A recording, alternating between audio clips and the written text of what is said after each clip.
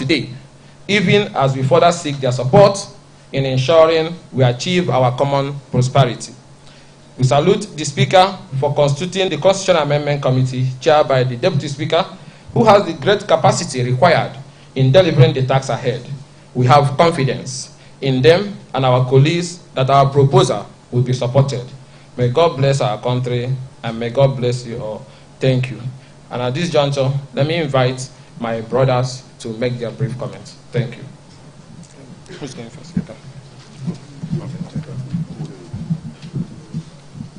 Thank you very much, gentlemen of the press, my wonderful colleagues. You all will agree with us that our proposal is based on very detailed research in attempting to cure defects that we all are very much aware of. Like we often say, the law is like a living thing. It could die, it could be sick. And in appreciating the fact that these laws requiring amendments are obviously sick and requires medication, we will not pretend not to have known the several agitations over time of where the presidency should go. When it goes north, those in the south will begin to clamor. The next will be our turn. And in most cases, people don't get the turns because they just wish it's their turn.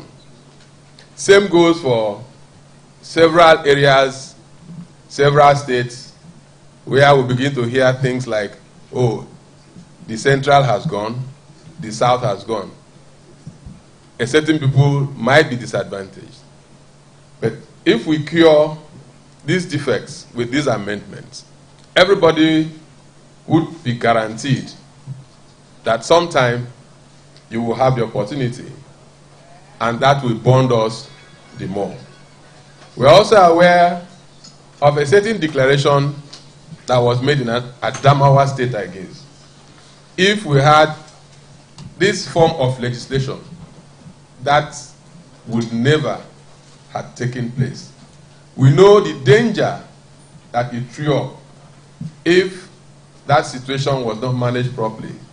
Adamawa State could have had a lot of crises because of that declaration. We are also aware of complaints by legal experts representing interests at the various tribunals that they approach the election management body and they've always refused or delayed or even denied giving them materials that they require to prove their cases. Having gone through all of this, there is that desire, there is the need to collectively seek how to resolve the issues. And you cannot resolve them except we confront these laws like we are doing today. We have not said that what we are telling Nigerians should just be taken as is. We all have the opportunity to further help in refining, in distilling the final product to guarantee that what we will have would lead to economic prosperity, political stability, and the greater security and inclusiveness of all of us. You also will agree that at different times our interests could differ. Some persons would want to travel home because they have a candidate who wants to contest for probably the House of Assembly. And the other elections won't have anything to do with them, they don't bother. So if you aggregate diverse interests, you would find out that voter turnout would definitely improve. A greater number of people will now participate in determining who takes the lead, who takes charge of our affairs. And if the elections are conducted in one day, the advantage is that we will save a whole lot of resources that will be channeled to development. There are sectors in this country whose budgetary allocations are probably a little less than 200 billion naira. And in an election year, you find us budgeting over 400 billion just for elections. And if you split it, probably 60-40, you will have over 200 billion that a certain sector would have needed to perfect their development for that year. So if elections are conducted in one day, you would save a whole lot of resources. Putting this together, I believe that as seated, you will become apostles, you become advocates for these amendments, supporting the group of 35 lawmakers who have taken up this challenge. I want to thank all of us, believing that our appeal for support is taken. The various media houses will take on this discourse, take on this debate, take on this advocacy. At the end of the day, what we will have will be the overall interest and benefit of Nigerians. Thank you, ladies and gentlemen, the press. I remain Honorable Dr. Midala Usman Balami. I represent Askira Uba, Howell Federal Constituency from Borno State. Thank you. Just to add to what my colleagues have already said, if you look at the bill we seek to pass, the bill summarizes unity. It talks also about peace and stability of Nigeria. We believe that for any development to happen, we must be united in Nigeria, and Nigeria must be peaceful. And it is on this purpose that we look at it that coming up with a single term, most especially looking at a rotation from the south and from the northern part of Nigeria, it can provide some stability to Nigeria, and we'll be able to work together to enhance development. You will agree with me that we have a lot of young people that have gone through difficulties, schools, and now we have bulk of number of unemployed young people that are out there. We have human potentials in Nigeria. We must harness these potentials. The world is ruled by ideas, and these ideas, we must be able to harness these ideas to be able to trigger and facilitate the development of Nigeria. And that is exactly what we want to tap. We want to ensure that all potential of young people is utilized. That is by providing opportunity for a rotation from the presidency to the governorship and to local government election. Given this full participation, you will understand that people will have roles to play at different levels, and Nigeria will be better off. We cannot continue to do the same thing over and over and expect different results. And that is why you will see these committed reformers are here to say, let's think differently.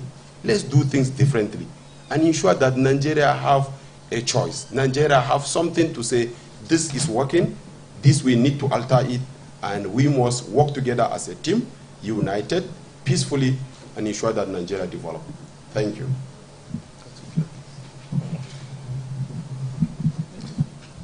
Ladies and gentlemen of the press, my name is Honorable Professor Paul Namchi.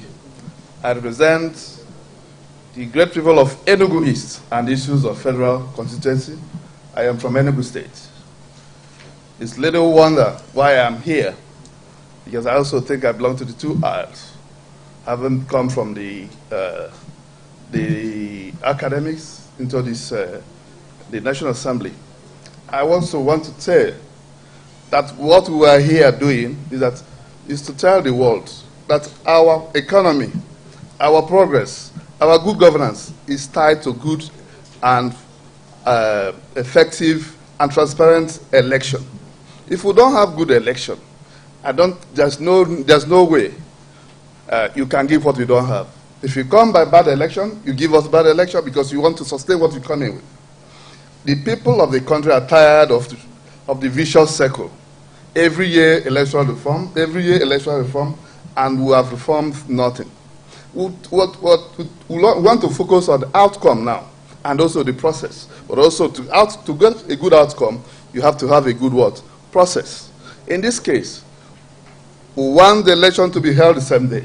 That is one. And the second one is that over-focus, overindulgence in re-election campaign has dealt a large blow to the country, where every day, every time one is elected, he leaves governance and move on to politicking from the first day. And you find out that what we do is vicious circle with governance, where people continue to do things that they will look at as what they will show as a scorecard for another election, not actually a long-term plan for people-oriented projects that will grow our economy and others. What they do, what that entails, is that our people will now focus on legacies, not re-election. And when people focus on legacies, that legacy is what entails good governance. If you don't have, you are now focused on not who comes after you or not you coming back, but what you leave on ground for the people and for the unborn child. That is what we are lacking. We'll lack that adequate planning and to follow it through. And that is why this particular process, this reform legislation has come together to make sure that they give our people the yearnings of good governance. It is not about you see governance, you feel governance, you feel good governance. When it's not there, it's not there. When it's there, it is there. There is no gain saying that our constitution needs amendment. Everybody knows it needs that. Everybody knows who have lacked political will to do the needful for a long time. And this is the time. And I'm confident that with your support, the 10th National Assembly will do exactly the yearnings of the country. There's a lot of defects, and I think this is the time to correct those defects. This includes electoral process is a dynamic process. But now what we need is single term to curtail the nepotism in the country, to curtail the corruption in the country, to curtail electoral violence, to curtail electoral rigging and malpractices. These are, when at every point, the youth are rejuvenated to come and vote and come and do this. One thing or other will come to them as a surprise. And it sends us back to more than 10 years back.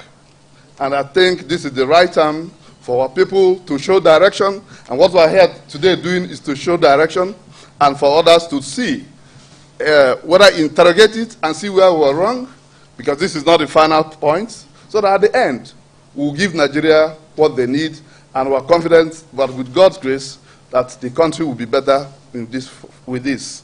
Thank you so much.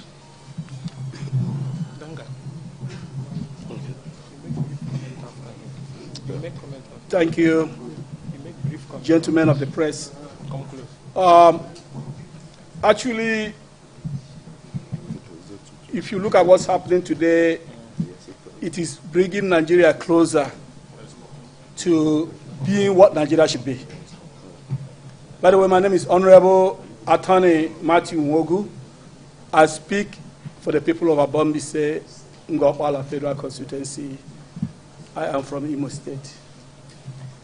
Now, why has it taken us so long to come to this point?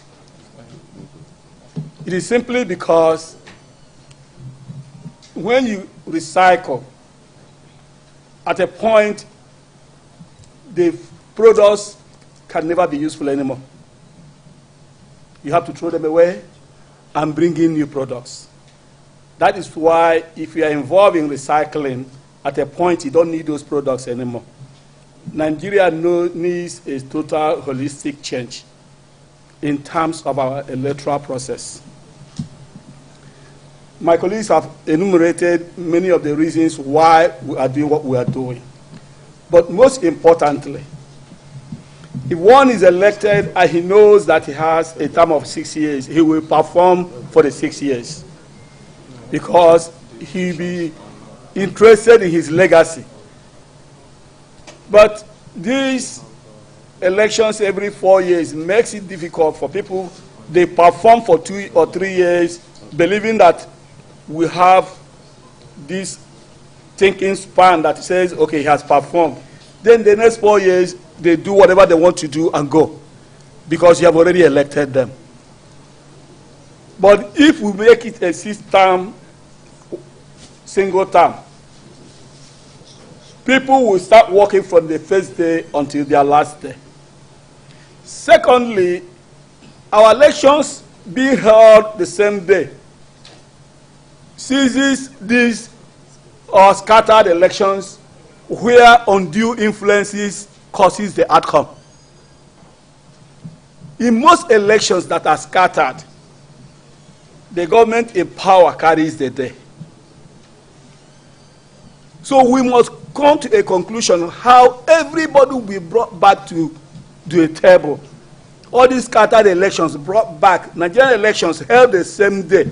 That way there will be no undue influence. People are no longer voting people of their choice.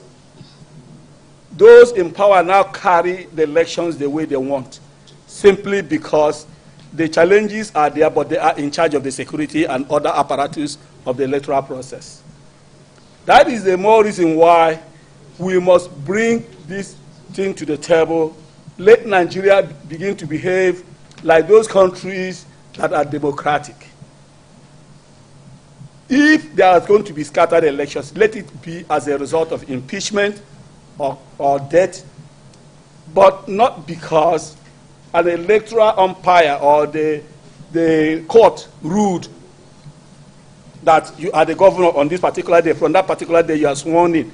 And then they will discount the number of days that the election was held. So your term starts running from that day. What that means is that if you are in power, you control the state. So we believe that when we all join together, that's why we are seeking your help here, and begin to bring things to the table, Nigerians will know that, yes, there's better ways to do things. I really appreciate the number I'm seeing here today covering this, and I believe with your help, Nigeria will be a better place to live. Thank you very much.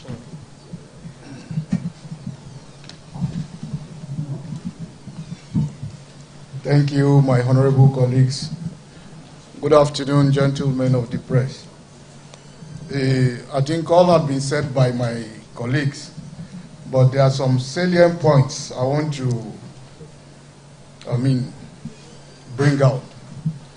The rotation we are conversing for in the federation between the North and the South, we want it to be taken down to the states, where the senatorial districts too, the governorship will be rotated between the 3 senatorial districts of each state. Those of us from Kogi State and Benue State, for example, knows what is happening in our states, if not by divine intervention.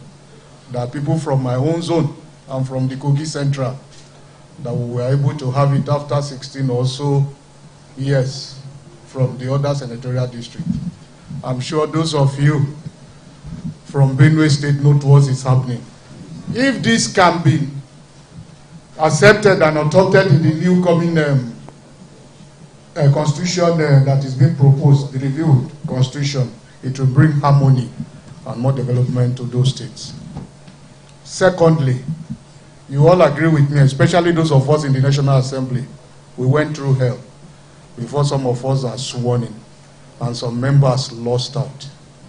The harrowing experience of going through court processes, after you are being sworn in, you will still be in court. Some people have spent 6 months before they were pushed out by the courts. We are now saying let all these processes be concluded before members are inaugurated or sworn in, as the case may be. All this we are doing in the interest of the public, of the Nigerian citizens. One, if all elections are held in the same day, it will reduce cost. Two, if all electoral matters are concluded before winners are sworn in, it will reduce cost. Some members had been paid. Some people have taken benefits before the court will tell them to go back home. And that is still telling on the lean resources of this country. So I want to urge you all, let's take this home. Let us look at it, dot the T's and B, dot the I's and cross the T's. And Nigeria will be better off for it. Thank you and good day.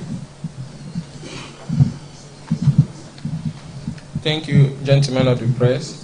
And let me thank in a special way our colleagues who represented the other 35 members of our like minds here. Let me start by appreciating Honorable Aliyu Mustafa from Kaduna State, Professor Namchi from Enugu, Honorable Danga Abdulmalik from Kogi, Honorable Matthew Onwogu from Imo, Honorable Sagi Koki from Kano State NMPP, and Honorable Midala Usman from Borno State, on behalf of the other 35 members who are co-sponsoring the bill. And for some of you that are joining us live, today was a public unveiling of draft proposals that were presented on the floor of the Parliament that will be coming up for second reading and to seek the buy-in of Nigerians and our distinguished colleague.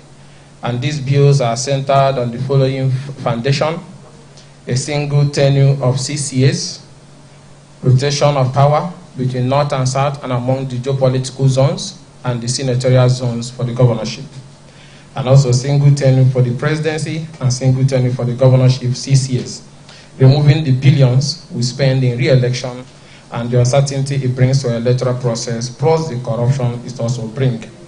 And also, we are seeking for all elections to be conducted in 1 day, reducing the cost of conducting election, getting more citizens involved on election day, and reducing to the barest minimum the possibility of rigging, because you will have those interested in the presidency, in the governorship, in the state assembly, in the national assembly, in the local government, all turning up to vote for their different candidates. Each of the polling units will be populated, and that can help to provide a lot of defense. And we're also pushing for all pre-election matters to be settled 30 days before election to avoid a situation that people are sworn in and we're still in court on who is the candidate of that political party. And also that post-election litigation should focus only on the outcome of the election, not on the things that happen before the primaries, because those things does not matter once the people makes their decision. And that is why before the people make their decision, all pre-election matters must be settled. And also post-election litigations must be decided before the person is sworn in. That means we are tinkering with the timeline for the election to give room and accommodate the fact that every litigation must be addressed before swearing in. And also mandatory transmission of results and 7 years with option of no fine for any electoral officer who makes any announcement of a false result that is not in tandem with the result that is expected to be electronically transmitted from the polling unit alongside the accreditation. And we're also trying to legalize the innovation by INEC, where the dashboard also have the number of accreditation popping up automatically, different from whether you transmit or you don't transmit. This will also help for us to automatically know the total number of people who voted in that particular area. With this, we come to the end of our briefing, and we thank you all so much for coming. Thank you, and God bless.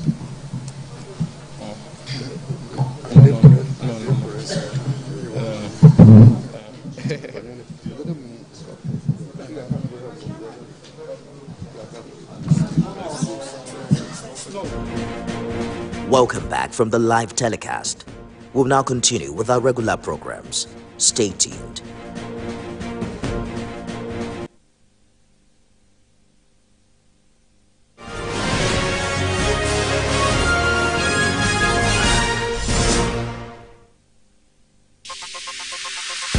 Stay ahead with the biggest news stories. Go beyond the news headlines. Experience impactful investigations.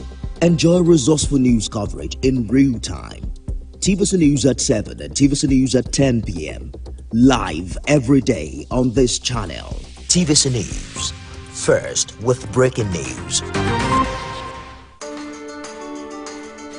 There is always more to a story than the screaming headline. The part of a story that is not told casts a shadow. It's like the part of an object that is not reached by light. On TVC News, I'm able to explore the many angles there are to a story, talking to stakeholders, asking the difficult questions, and digging for facts. I believe the viewers are able to make a better decision if they're well informed and understand not just a part, but the complete story. TVC News, first with breaking news.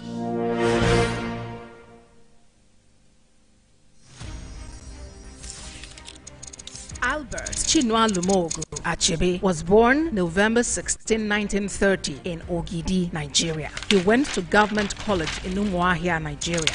In 1948, Achebe won a scholarship to the University of Ibadan to study medicine, but after a year, he changed his major to writing. After graduation in 1953, he became a script writer for the Nigerian Broadcasting Service, NBS, eventually becoming the head programmer for the discussion series. In 1956, he visited London for the first time to take a training course with the BBC. On returning, he moved to Enugu and edited and produced stories for the NBS. Achebe was unhappy with books about Africa written by British authors